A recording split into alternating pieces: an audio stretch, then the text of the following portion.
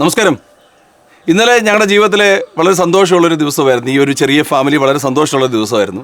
സത്യ പഠിച്ച കോളേജ് ഡേക്ക് സത്യയായിരുന്നു ആ കോളേജിലെ ബെസ്റ്റ് ഔട്ട് ഗോയിങ് സ്റ്റുഡൻറ്റ്. അപ്പം സത്യക്ക് കിട്ടിയ മൊമെൻറ്റോയാണിത്. ബെസ്റ്റ് ഔട്ട് ഗോയിങ് സ്റ്റുഡൻറ്റ് എന്നൊക്കെ പറഞ്ഞിട്ട് എന്തുകൊണ്ട് കിട്ടിയെന്നൊക്കെ പറഞ്ഞിട്ട് എഴുതിയിട്ടുണ്ട്. ഇത് കുറച്ച് പൈസയാണ്.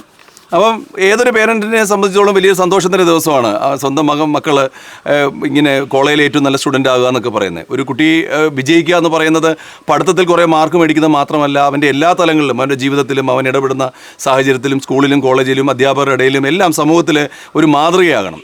സത്യ തരത്തിൽ എനിക്ക് തോന്നുന്നു അങ്ങനെ ഒരു പാതയിൽ യാത്ര ചെയ്തുകൊണ്ടായിരിക്കാം അവനെ ബെസ്റ്റ് ഔട്ട് ഗോയിങ് സ്റ്റുഡൻറ്റ് കിട്ടി. ഞങ്ങൾക്ക് വളരെ സന്തോഷമുണ്ടായിരുന്നു. അപ്പോൾ എനിക്ക് വലിയൊരു ആഗ്രഹമായിരുന്നു അങ്ങനെ ഒരു ഫംഗ്ഷനിൽ പങ്കെടുക്കണമെന്ന്. അപ്പോൾ എനിക്ക് ചിത്രാഞ്ജലി ഷൂട്ടിംഗ് നടന്നുകൊണ്ട് എനിക്ക് പോകാൻ പറ്റിയില്ല. അവിടെ നിന്നുകൊണ്ട് ഞാൻ മനസ്സുകൊണ്ട് പ്രാർത്ഥിക്കുകയായിരുന്നു. ചിത്രയും അഭിരാമിയോടാണ് പോയത്.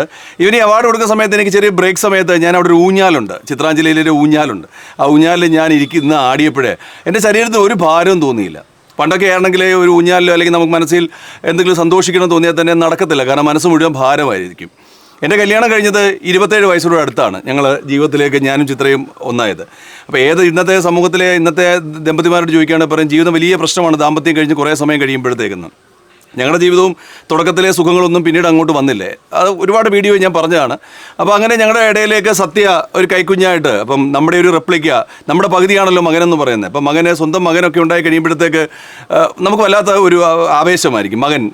എനിക്ക് എൻ്റേതായ സ്വന്തമായിട്ടൊരു കുഞ്ഞിനെ നമ്മുടെ കൈ കിട്ടുക എന്നൊക്കെ പറയുന്നത് വളരെ രസകരമായ ഒരു കാര്യം, അല്ലെങ്കിൽ വളരെ എക്സൈറ്റഡ് ആയിട്ടൊരു സമയമാണ്. അപ്പോൾ ഞാൻ പറഞ്ഞില്ലേ, ഒരുപാട് പ്രശ്നങ്ങളായിരുന്നു ഞങ്ങളുടെ ജീവിതത്തിൽ. അപ്പോൾ കുഞ്ഞ് കൈ വന്നു, ഞങ്ങളുടെ ദാമ്പത്യത്തിൽ ഒരുപാട് വിള്ളലുകൾ വന്നു, സാമ്പത്തിക ബുദ്ധിമുട്ട്, പ്രൊഫഷണലി ശ്രദ്ധിക്കാൻ പറ്റത്തില്ല. അങ്ങനെ ഒരു വ്യക്തിയിൽ പല സൈഡിൽ നിന്ന് ഇങ്ങനെ കടിഞ്ഞാണുകൾ വരുമ്പോൾ നമുക്ക് മുമ്പോട്ട് പോകാൻ പറ്റത്തില്ല. ഭയങ്കര സഫോക്കേഷനാണ്.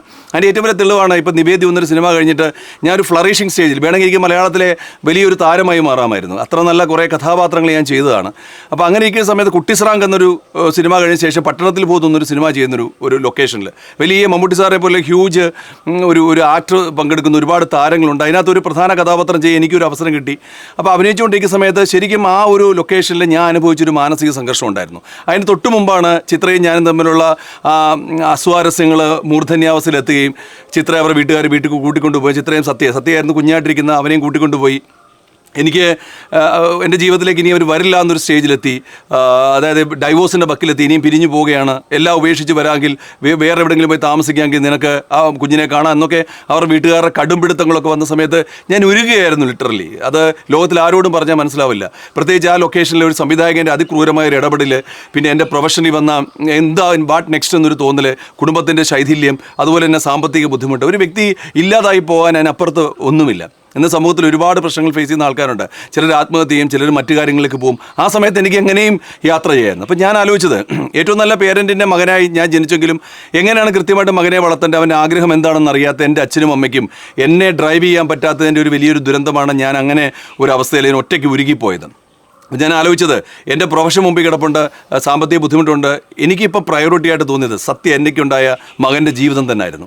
കാരണം എനിക്ക് പറ്റിപ്പോയി ഈ ഒരു മാനസികാവസ്ഥ എനിക്ക് താങ്ങാൻ ഒരുപക്ഷെ പറ്റുമായിരിക്കും. പക്ഷേ മറ്റൊരു തലമുറയ്ക്ക് ഇത് താങ്ങാൻ പറ്റിയില്ലെങ്കിൽ സമൂഹത്തിൽ ആ ഒരു തലമുറ, ആ ഒരു മകൻ വലിയൊരു ബാധ്യതയാവുമെന്ന് കരുതിയാണ് ഞാൻ തീരുമാനിച്ചത്. എന്തായാലും ഫാമിലി ഇറ്റ്സ് ഇമ്പോർട്ടൻറ്റ്. എൻ്റെ പ്രൊഫഷനെക്കാട്ടി, എൻ്റെ സ്വപ്നങ്ങളെക്കാട്ടി വലുത് എനിക്ക് എൻ്റെ ഫാമിലി എന്നൊരു ഡിസിഷൻ ഞാൻ എടുത്തായിരുന്നു. അങ്ങനെയാണ് ഞാൻ വീണ്ടും എൻ്റെ കുടുംബത്തെ തിരിച്ചു കൊണ്ടുവരാൻ തീരുമാനിച്ചതും ഞാൻ പല മാർഗ്ഗങ്ങളിലൂടെ ചിത്രയിലേക്ക് അടുക്കാൻ ശ്രമിച്ചതും പിന്നീട് ചിത്ര മനസ്സിലാക്കിയത്. പിന്നെ ചിത്രയ്ക്ക് മനസ്സിലായി, ചിത്രയോട് ഞങ്ങൾ സംസാരിച്ച് മനസ്സിലായി, ചിത്രയെ നമ്മുടെ പ്രശ്നങ്ങൾക്കപ്പുറത്തേക്ക് നമുക്ക് സത്യം എന്ന് പറയുന്ന അടുത്തൊരു തലമുറയാണ്. ഇനി ഒരുപക്ഷെ നമ്മൾ തകർന്നു പോയി പിരിഞ്ഞു പോയാൽ അവൻ്റെ ജീവിതം എന്താവും നമുക്കറിയില്ല. ഒരുപക്ഷെ നിങ്ങളുടെ വീട്ടിൻ്റെ തണലിൽ അവൻ നന്നായിട്ട് വളരുമായിരിക്കും, പക്ഷേ അവനെ നല്ലൊരു പൗരനാക്കാൻ നമുക്ക് പറ്റില്ല. അങ്ങനെ ഞങ്ങളുടെ രണ്ടുപേരുടെ ഒരു സ്ട്രോങ് ഡിസിഷനിൽ ഞങ്ങൾ വീണ്ടും കുടുംബത്തിൽ ഒന്ന് ചേർന്നു. ഒരുപാട് പ്രശ്നങ്ങൾ വീണ്ടും ഉണ്ടായിരുന്നു. ഇതുപോലെ ഒരുപാട് അവസരങ്ങൾ വന്ന് എനിക്ക് നടത്താൻ പറ്റിയില്ല. കുടുംബത്തിൻ്റെ ഈ അസ്വാരസ്യങ്ങൾ ഒഴിവാക്കുക, സാമ്പത്തിക ബുദ്ധിമുട്ട് വന്ന സമയത്ത് കടം, അങ്ങനെ ഒരുപാട് പ്രശ്നങ്ങൾ ഇന്ന് സത്യ വളർത്തിക്കൊണ്ട് വന്നതാണ്. സത്യ പോലെ ഒരു കുട്ടിക്ക് ഇത്ര ബെസ്റ്റ് ഔട്ട് ഗോയിങ് സ്റ്റുഡൻറ്റ് ആകാമെന്നുണ്ടെങ്കിൽ ഈ സമൂഹത്തിൽ ഏതൊരു കുട്ടിക്കും അത് വാങ്ങാമെന്നുള്ളൊരു ഉറപ്പാണ് ഞങ്ങളുടെ ജീവിതം പഠിപ്പിച്ചത്. കാരണം ഒരു കുട്ടി എന്തെങ്കിലും അച്ചീവ് ചെയ്യുന്നോ അല്ലെങ്കിൽ അവൻ എന്തെങ്കിലും നേടുകയോ എന്ന് പറയുന്നത് അത് അവൻ്റെ മികവ് മാത്രമല്ല, അവന് ഒരുക്കി കൊടുത്ത സാഹചര്യങ്ങളാണ്.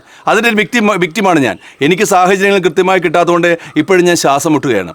അതുകൊണ്ട് സത്യയ്ക്ക് ഇത് കിട്ടിയ സമയത്ത് ഞാൻ ഈ സമൂഹത്തോട് പറയാനുള്ളത്, സത്യയെ ഇങ്ങനെ ഡ്രൈവ് ചെയ്തത് ഒരു പേരൻ്റ് നിലയിൽ എൻ്റെയും ചിത്രയുടെയും വലിയൊരു ത്യാഗം അതിനകത്തുണ്ടായിരുന്നു. ഞാൻ ഒരുപാട് കാര്യം സാക്രിഫൈസ് ചെയ്തു. എൻ്റെ ബാല്യകാലത്തിൽ എൻ്റെ ജീവിതത്തിൽ നേടിയെടുത്ത ഒരുപാട് ബലഹീനതകളും പ്രശ്നങ്ങളുടെയും നടുവിൽ നിന്ന് പ്രശ്നങ്ങൾ ഉരുകി ജീവിക്കുമ്പോൾ ഇത് ഇവർക്ക് പോലും അറിയില്ല. അവിടെ നിന്ന് കുടുംബം എന്ന് പറയുന്ന വലിയൊരു വ്യവസ്ഥയിലേക്ക് ഞങ്ങൾ കൃത്യമായിട്ട് അതിനെ ഡ്രൈവ് ചെയ്യാൻ തീരുമാനിച്ചിട്ടാണ് സത്യയുടെ അച്ചീവ്മെൻറ്റ്.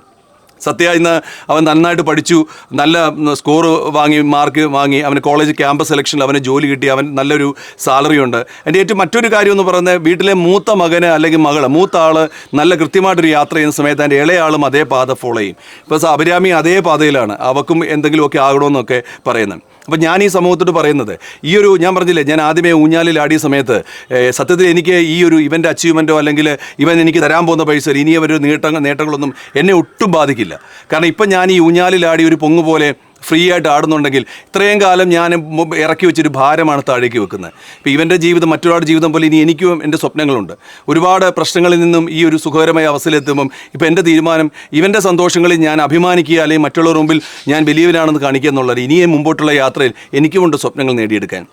കാരണം മറ്റൊരു കാര്യം പറയാനുള്ളത്, ഇപ്പം മിക്ക ഫാമിലി ബന്ധങ്ങളിലും ഈ ശൈഥില്യങ്ങൾ ഉണ്ടാകാറുണ്ട്, പ്രശ്നങ്ങൾ ഉണ്ടാകാറുണ്ട്. അപ്പോൾ ചിലർ ഇടയ്ക്ക് വെച്ച് ഇട്ടിട്ട് പോകും, ചിലർ മറ്റ് മാർഗ്ഗങ്ങൾ സ്വീകരിക്കും. അപ്പോൾ ഞാൻ ഈ ദമ്പതിമാരുടെ ഇടയിലെ പ്രശ്നങ്ങൾ ഉണ്ടാകുന്നതോട് ഞാൻ പറയുന്നത്, എല്ലാ കുടുംബ ബന്ധങ്ങളിലും പ്രശ്നങ്ങളിലും കുടുംബങ്ങളിലും ഒക്കെ പ്രശ്നങ്ങളുണ്ട്. നമ്മൾ ഈ പ്രശ്നങ്ങളെ നോക്കി നിൽക്കുക. നിങ്ങളുടെ ഇടയിലേക്ക് ഒരു കുട്ടി വന്നെങ്കിൽ നിങ്ങൾ വീണ്ടും ഒന്ന് ആ കുട്ടിക്ക് വേണ്ടി ഒന്ന് ചേർന്ന് പോകാൻ ശ്രമിക്കാമെങ്കിൽ ഈ ജീവിതത്തിൻ്റെ കുറേ സമയം കഴിയുമ്പോൾ ശരിക്കും അവിടെ ഒരു സ്നേഹം ഉടലെടുക്കും.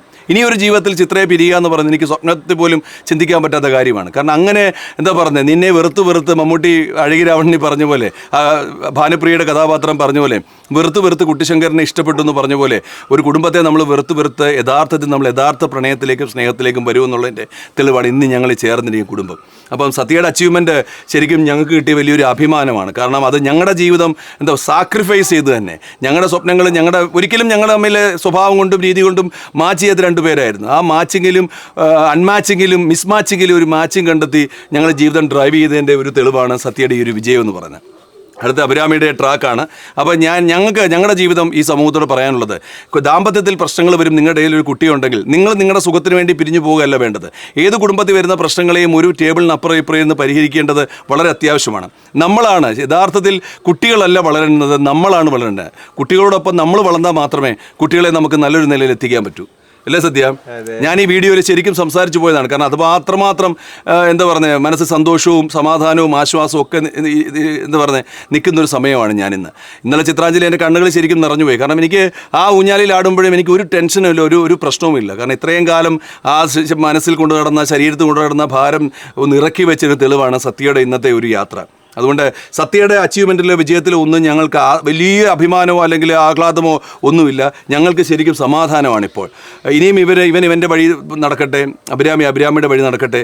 എനിക്കിനിയും നടക്കാൻ ഏറെയുണ്ട് ദൂരം. മരിക്കുന്നതിന് മുമ്പ് ഇനി എനിക്ക് എവിടെയോ മറന്നു വെച്ച് പോയ, എവിടെയോ സ്റ്റോപ്പ് ചെയ്ത ആ സ്വപ്നങ്ങൾ ഇനിയും മുമ്പോട്ട് പോവുകയാണ്. ഇപ്പോൾ ഞാൻ അഭിനയിച്ചു തുടങ്ങി, അടുത്ത പടം സംവിധാനം ചെയ്യാനുള്ള തയ്യാറെടുപ്പിലാണ്. ഇനിയുള്ള ജീവിതം ഞാൻ എൻ്റെ സ്വപ്നങ്ങൾക്കായി ഞങ്ങൾ ഒരുമിച്ച് മുമ്പോട്ട് പോകാനാണ് തീരുമാനം. അല്ലേ, എന്തെങ്കിലും പറയാനുണ്ടോ? ഞാൻ നോൺ സ്റ്റോപ്പായിട്ട് ഇങ്ങനെ പറഞ്ഞുകൊണ്ടിരുന്നു. എന്തായാലും വളരെ സന്തോഷമായി കുടുംബത്തെ ഇങ്ങനെ അല്ലേ അഭിരാമി ചേർത്ത് വെച്ച് നടന്നു പോകുന്നതിൽ. എല്ലാവർക്കും നല്ലത് വരട്ടെ.